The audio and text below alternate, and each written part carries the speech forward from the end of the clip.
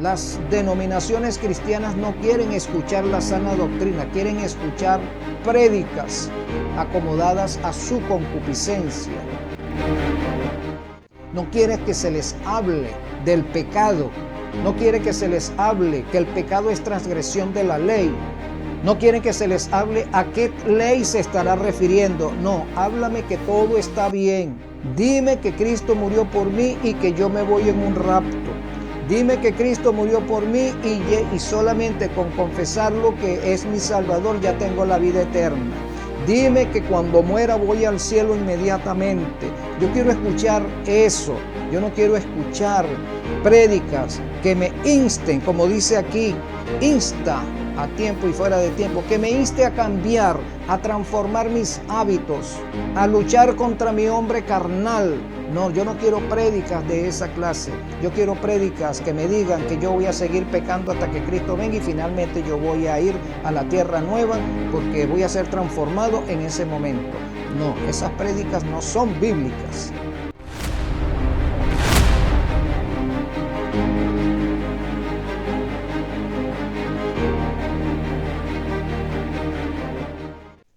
Bienvenidos nuevamente a nuestro programa Reflexiones Espirituales que se transmite por acá, por tu canal, AD Séptimo.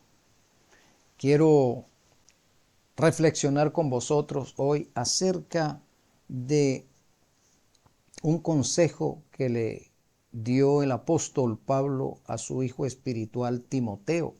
Y lo encontramos allí en la segunda carta a Timoteo en el capítulo 4, a partir del versículo 1. Pero antes vamos a orar para que el Espíritu Santo nos redarguya de todo pecado y nos ilumine en esta mañana. Querido Consolador, nuevamente venimos a ti para que obres en nosotros tu obra, para que nos redargullas de pecado, de justicia, de juicio, quebrantes nuestro corazón sobre la roca eterna y nos des tu unción para tener poder para vencer. Te lo rogamos en el nombre de nuestro Salvador. Gracias, Jesús, por interceder en esta petición. Glorifícate sobre nosotros. Amén. Bien, amado, mira cómo dice Pablo a Timoteo: te encarezco delante de Dios. ¿Por qué el Nuevo Testamento no utiliza el término Yahweh en sus escritos? ¿Te has preguntado eso? Solamente encontramos el nombre Yahweh o Jehová en el Antiguo Testamento. Recuerdo, amado y amada, que los nombres cambian de forma de acuerdo al idioma o a los idiomas y también cambian su fonética. Yahweh en hebreo, en español o castellano, Jehová, es como nuestros nombres propios. Mi nombre es Enrique en español, pero en inglés es Henry, en alemán Heinrich, en italiano Enrico, pero el hecho de que cambie mi nombre de fonética y de forma de escribir no significa que no siga siendo el mismo nombre. Eso debemos tenerlo en cuenta. Pero volviendo a por qué no se escribe el nombre de Yahweh, el nombre de nuestro Dios, Jehová de los ejércitos, en el Nuevo Testamento, sencillamente, entre otras cosas, es porque los escritores del Nuevo Testamento dan por sentado que se están refiriendo a Yahweh, que se están refiriendo a Jehová, dan por sentado eso. Recordando también que el Antiguo Testamento fue escrito en hebreo, pero en el Nuevo se escribió fue en griego. De manera que eso, entre otras cosas, es el motivo por el cual no aparece identificado este Dios, recordando que el término Dios no es el nombre de nuestro Dios. El término Dios es simplemente un título que nos indica la jerarquía de este Dios. De manera que nuestro Dios se llama Yahweh en hebreo, Jehová en el idioma español, así como el nombre de Jesús en hebreo es Joshua y en español es Jesús y en inglés es Jesus, pero es la misma persona, es el mismo nombre. Recordándoles también que en las diferentes culturas ocurre un fenómeno digno de notar, y es que hay culturas donde hay palabras que no las pueden pronunciar, como también hay palabras o nombres que no se pueden traducir. Esos son los fenómenos que suceden en las diferentes lenguas del mundo. Ya tendremos un estudio específico de eso, porque ese fenómeno se presentó en el pueblo de Israel en una ocasión. Pero ese no es el estudio para hoy. De manera que te encarezco delante de Dios y del Señor Jesucristo. Entonces Pablo presenta primero a Dios, la deidad, ¿verdad? Ya él no tiene necesidad aquí de estar diciendo Dios son tres personas, Jehová son tres personas, Padre, Verbo y Espíritu Santo. No, ya él da por sentado Dios, las tres personas que conforman a la deidad. Te encarezco en el nombre de Dios, de Jehová. ¿Cuál es el nombre de Dios? Jehová, Yahweh. Entonces te encarezco delante de Dios y del Señor Jesucristo. Entonces ahora hace énfasis. Y del Señor Jesucristo. ¿Quién es? Jesucristo forma parte de ese Dios. Sí, pero ahora Él es más directo. Y del Señor Jesucristo, o sea, el Verbo encarnado. Ese Dios que estuvo con nosotros durante un corto tiempo. Te encarezco por el Señor Jesucristo, que juzgará a los vivos y a los muertos. Entonces, en la religión católica, Jesucristo viene por segunda vez y va a juzgar a esos vivos que están allá, según ellos, que están en el cielo. Ellos no están salvos. Si vamos a basarnos en la doctrina de que al morir el ser humano se va al cielo. No, Jesucristo los va a juzgar a ellos también. Porque la Biblia menciona que ellos están muertos. Y como muertos, el Señor Jesús los va a resucitar para juzgarlos. Pero si crees que por creer en la doctrina de que al morir estás en el cielo, también vas a ser juzgado. Si eso fuese cierto, pero la Biblia nos dice que no es cierto. Pero también va a juzgar a aquellas personas que van a estar vivas para el momento en que Jesús venga por segunda vez. Es decir, si Jesús aparece en este momento, nosotros que estamos vivos vamos a ser juzgados. O se va a completar un juicio sobre nosotros. Por supuesto, no estamos hablando de la doctrina del juicio, porque el juicio comenzó, el juicio final comenzó cuando Cristo pasó del lugar santo al lugar santísimo. Comenzó un juicio. ¿Sobre quién? Sobre su pueblo, sobre el pueblo de Cristo. ¿Quién es su pueblo? Los que guardan sus mandamientos y tienen su testimonio. O sea, tienen su confirmación de ser su pueblo. Comenzó en 1844. Según la profecía de las 2300 tardes y mañanas, comenzó el juicio. Eso significa que tú y yo estamos en juicio en este momento. Aquellos que nos llamamos cristianos, estamos en juicio, estando vivos. No es que vamos a entrar al juicio cuando estemos muertos o cuando Cristo vuelva por segunda vez, no. Estamos en juicio ahora. Cuando Cristo venga, va a confirmar la sentencia que se tomó durante el juicio, que es ahora. Muy bien. En su manifestación y en su reino. Cuando habla aquí de que juzgará a los vivos y a los muertos en su manifestación y en su reino, ¿verdad? Tú y yo pertenecemos, cuando hicimos pacto con Cristo, nosotros pertenecemos a su reino. Y su reino es el que va a ser, es el que está siendo juzgado. Está siendo juzgado para bien, no para destrucción. Pero también está siendo juzgado aquel que se hizo llamar cristiano, que no vivió como tal, por haberse llamado cristiano, está en el juicio. Solamente que el dictamen para esa persona no va a ser de salvación, sino de perdición. Allí es donde tenemos que temer.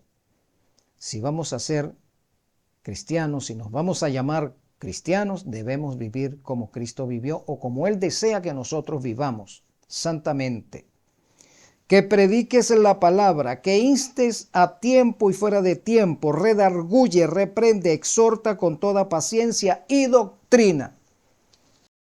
Pablo le está diciendo a Timoteo que predique la palabra a tiempo y fuera de tiempo, en todo momento, en todo lugar, cada instante, en cada situación. Reprende, exhorta. ¿Qué más nos dice? Redarguye. Eso sí, con paciencia. Paciencia significa aquí que sin cansarte, sin postergarlo, sin dejarlo para otro momento, no. Con paciencia, en todo tiempo, en todo momento, cada instante.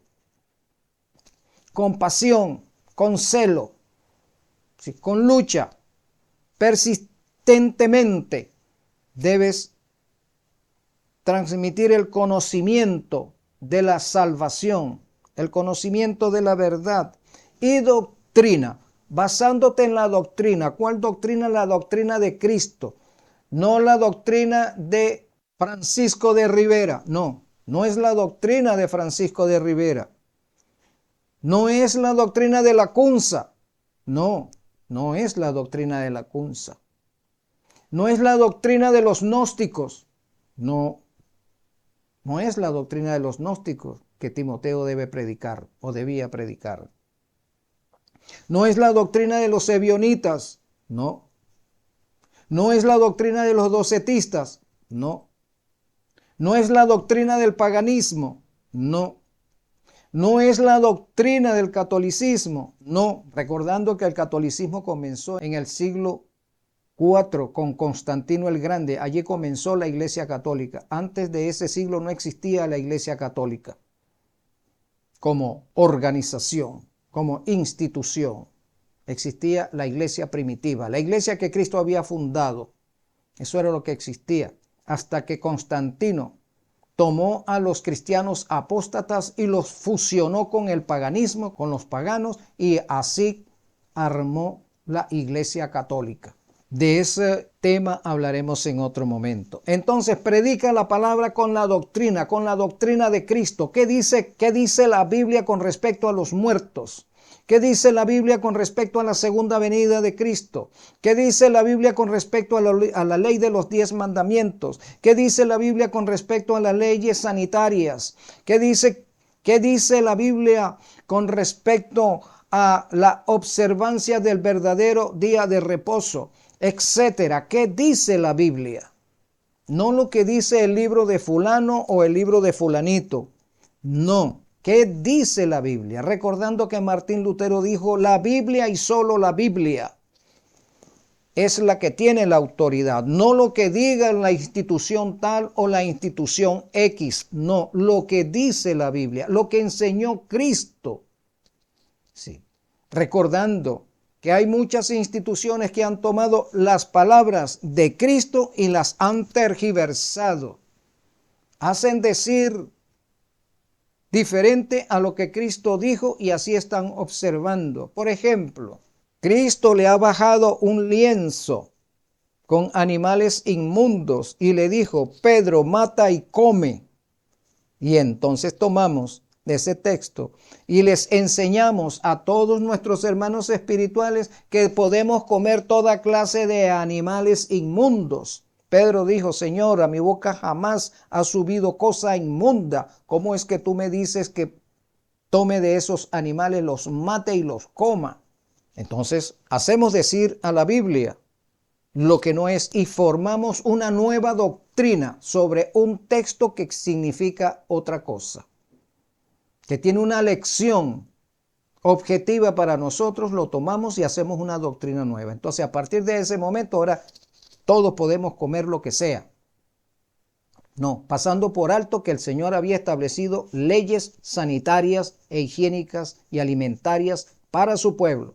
Y su pueblo sigue siendo su pueblo en la antigüedad y en la actualidad el pueblo es el mismo. Con pacto antiguo, con pacto nuevo. El pacto nuevo no es otra cosa que la confirmación del pacto antiguo. No puede existir pacto nuevo si no está sostenido sobre el antiguo pacto. Sí, amado. Así es. Entonces, predica la palabra. Instes a tiempo y fuera de tiempo, redarguye, reprende, exhorta con toda paciencia y doctrina, porque vendrá tiempo cuando no sufrirán la sana doctrina.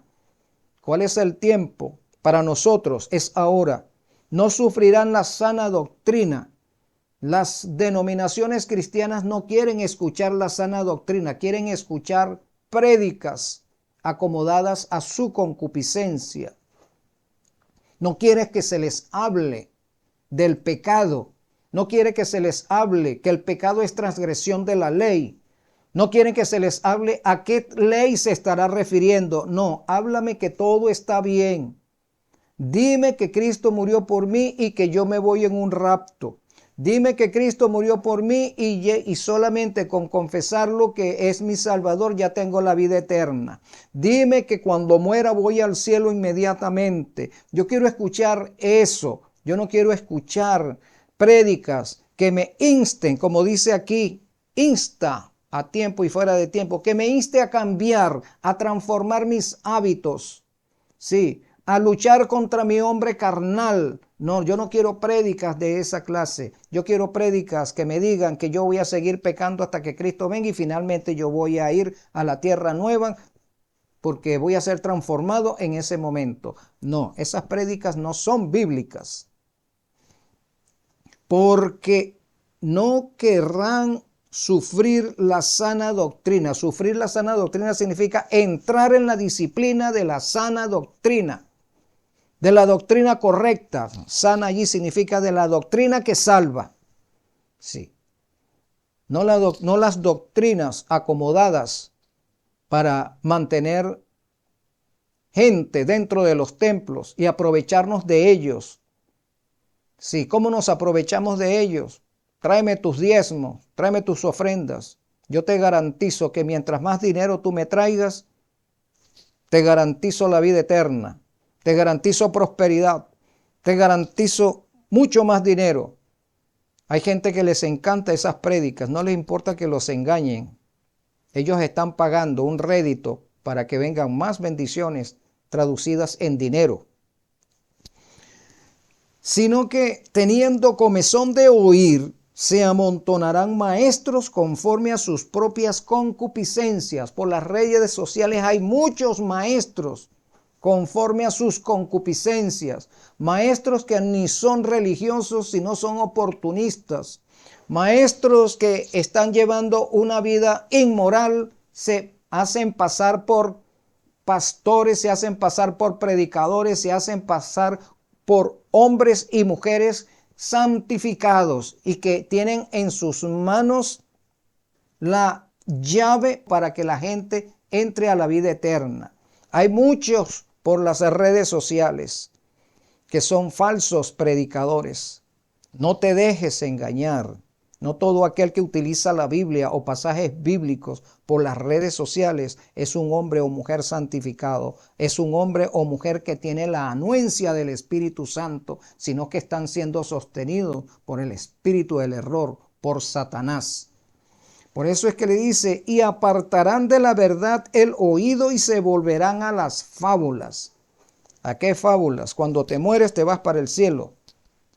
Una fábula. No importa lo que tú hayas sido. Si te mueres y tu familia paga una misa o paga tanto en dinero, te sacamos del infierno y te mandamos para el cielo. Otra fábula. Si no perteneces a una denominación religiosa y si no pagas diezmo, te vas para el infierno. Otra fábula. Entonces, la gente en el mundo vive de acuerdo a esas fábulas y ha puesto su fe en esas fábulas. Y aparentemente no quieren salir de esas fábulas. Apartarán de la verdad el oído y se volverán a las fábulas. Una fábula, no importa la forma en que tú alabes a Dios, lo importante es que tú lo alabes. Lo importante es que tú agarres una canción, no importa la forma que sea, no importa las medidas, no importa la música, no importa los versos. No, con tal que le coloques allí el término Dios y Jesucristo, ya eso es santo, ya eso es cristiano. Tú puedes alabar así. Fábulas. Pero tú sé sobrio en todo, sé equilibrado. Ten discernimiento en las cosas, ten discernimiento en la palabra, en los pensamientos. Ten discernimiento, sé sobrio. Soporta las aflicciones. Cuando Pablo dice aquí soporta las aflicciones, se está refiriendo, soporta el hecho que va a haber gente que te adverse, que por predicar la sana doctrina, que por predicar las doctrinas como son, va a haber gente dentro de la iglesia que te adversen. Eso te va a producir aflicción, te va a producir sufrimiento, porque tú estás interesado que las personas se salven, pero ellas no quieren salvarse de acuerdo a la sana doctrina, sino a las doctrinas que se ajustan a sus concupiscencias. Pero tú sé sobrio en todo, soporta las aflicciones, haz obra de evangelista, o sea, sé un predicador. No te conformes solamente con ser un pastor, porque Timoteo fue dejado en la iglesia de Éfeso como el pastor de la iglesia. Entonces, Pablo le está diciendo, no sea solamente el pastor, cumple labor de evangelista. El evangelista es un predicador que no se vende. Sí, es un predicador que no está pendiente de ganancias, sino de exponer la palabra, les guste o no les guste. Eso es lo que Pablo le decía a Timoteo. Cumple tu ministerio, cumple con tu llamado, con el llamado que se te ha hecho, con tu llamado ministerial, llamado pastoral, conducción de ovejas, sacrificio por las ovejas, redarguir a las ovejas, exhortarlas, corregirlas con paciencia, es decir, con perseverancia. Porque yo ya estoy para ser sacrificado y el tiempo de mi partida está cercano. Entonces San Pablo está haciendo aquí una labor pastoral con Timoteo, que era otro pastor. Hay pastores que no les gusta que haya otro pastor que los redarguya, que los corrija, que los instruya, no les gusta. Hay pastores que creen que se la saben todas, que por el hecho de tener el título de pastor, ya eso es suficiente. Ya no necesita seguir estudiando, ya no necesita seguir investigando, ya no necesita el consejo de otro pastor. Entonces, Pablo dice, porque yo, Timoteo, estoy ya por partir de este mundo. Te estoy encargando que conduzcas a las ovejas que dejaré, las conduzcas por caminos de la sana doctrina. Sí, el tiempo de mi partida está cercano. Así es, amado. Y en ese sentido, quiero compartir con ustedes del libro Maranata en la página 106. Mira lo que nos dice. Hablad de la pronta aparición ante Cristo en las nubes del cielo con poder y gran gloria. No posterguéis aquel día. No se está refiriendo que vamos a postergar el día de la segunda venida de Cristo. No posterguéis el día de predicarlo. No digas mañana lo predico, pasado mañana lo predico, dentro de un año predico eso. No, es ahora, no postergues ese día. Hablad de la pronta aparición del Hijo del Hombre. Esa es una sana doctrina. Cristo viene a juzgar a vivos y a muertos, a darle un pago a cada quien según haya sido su decisión, su elección. Si su elección fue vivir para Cristo conforme a la ley de los 10 mandamientos, tendrá el pago de la vida eterna. Pero si su elección fue la de mantenerse en rebelión, el pago será muerte eterna. Esta es la gran preocupación que cada cual debe sentir. ¿Cuál es la preocupación? La preocupación de la segunda venida de Cristo. La preocupación de si mi vida se termina en este momento, cómo me encontraré para esa ocasión en que Cristo aparezca. ¿Cómo estoy viviendo con respecto al cierre de la puerta de la gracia? ¿Cómo estoy viviendo? Esa debe ser mi preocupación. Mi preocupación debe ser que se está realizando un proceso de sellamiento. Mi preocupación debe ser que pronto se está por instituir un decreto dominical. Esa debe ser mi preocupación, no reírme de eso. Mi preocupación debe ser que quiero recibir la lluvia tardía del Espíritu Santo. Esas deben ser mis preocupaciones. ¿Están perdonados mis pecados? Otra preocupación. ¿Estará mis pecados perdonados? ¿Cristo los habrá perdonado o mis pecados están todavía sobre mí? Si mis pecados no han sido perdonados, están sobre mí. Y si están sobre mí y me sorprende la muerte, estoy perdido. Sí, amado. ¿Ha quitado mi culpa Cristo, el portador del pecado? Es decir, Cristo ha borrado mis culpas, Cristo ha borrado mis pecados. ¿Tengo yo un corazón limpio, purificado por la justicia de Cristo? Es decir, ¿estoy trabajando en mi santificación? ¿O hay una exclamación aquí? Ay del alma que no esté buscando refugio en Cristo. Es decir, ay de aquella persona que no esté preocupada por su salvación, por su santificación. Ay de aquella persona. ¿Qué significa eso? Está perdido esa persona. Ay de los que de alguna manera apartan la mente de la obra e inducen a alguna alma a ser menos vigilante ahora. Hay de aquellos ministros, predicadores X, que apartan a la gente de esa preocupación, que susurran a esas personas que no hay de qué preocuparse, que las cosas que están sucediendo siempre han sucedido y lo que sucede no es garantía profética todavía. Hay de los que de alguna manera apartan la mente de la obra e inducen a alguna alma a ser menos vigilante ahora. Hay un ay sobre estas personas que se hacen eco de las insinuaciones satánicas y las transmiten a las personas, a los demás miembros de las congregaciones, para que esas personas no se preparen. Y esas personas no se van a preparar por causa nuestra, por no predicar a tiempo y a destiempo la sana doctrina. Los púlpitos se han convertido en predicaciones humanistas. Ya no hay predicaciones cristocéntricas.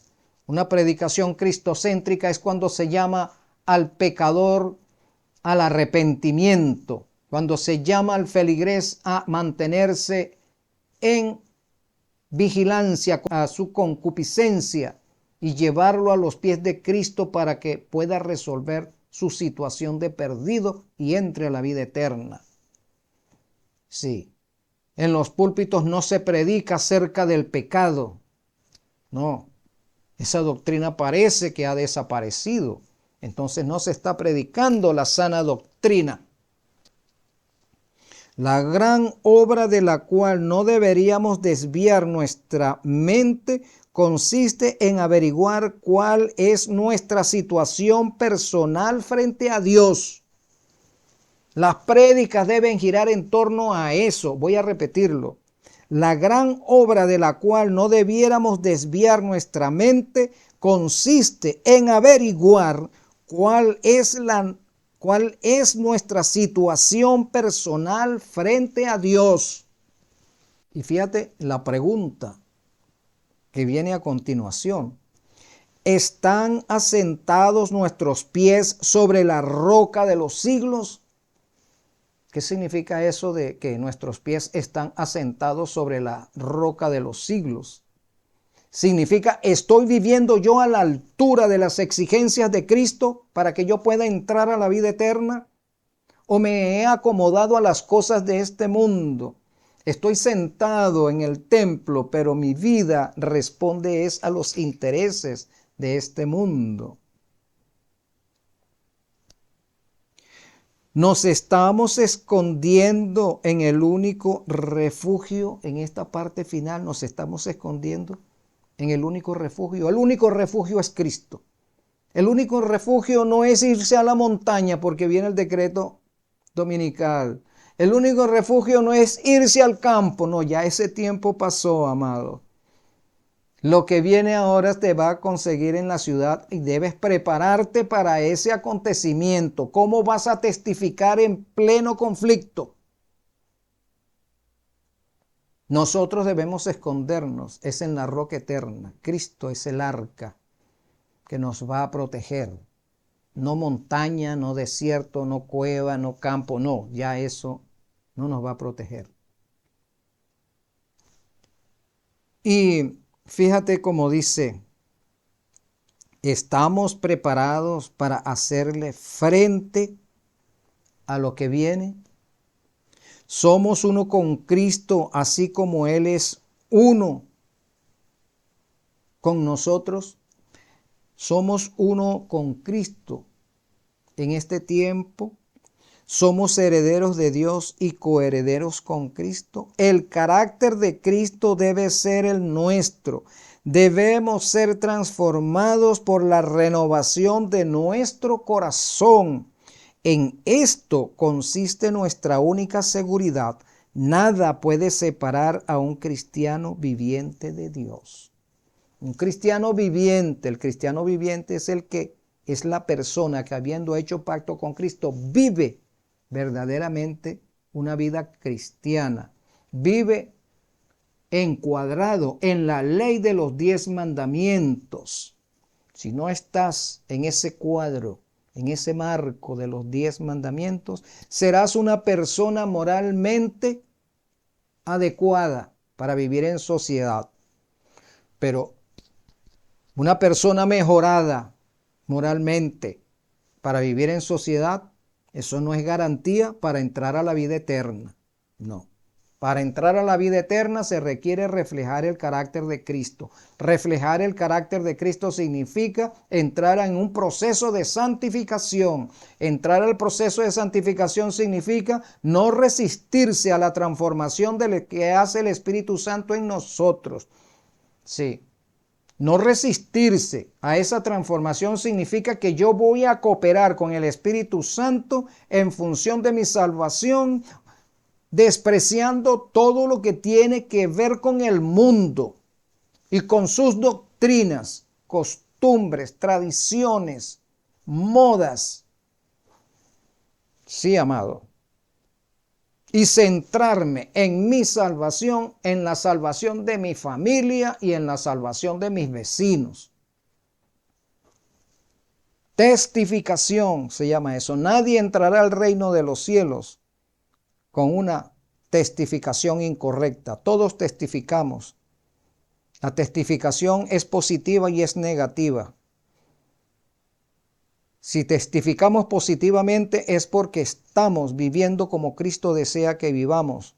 porque estamos empeñados en reflejar el carácter de Cristo. La testificación negativa es aquella que, llamándome cristiano, todavía estoy en las costumbres del mundo, en los usos del mundo.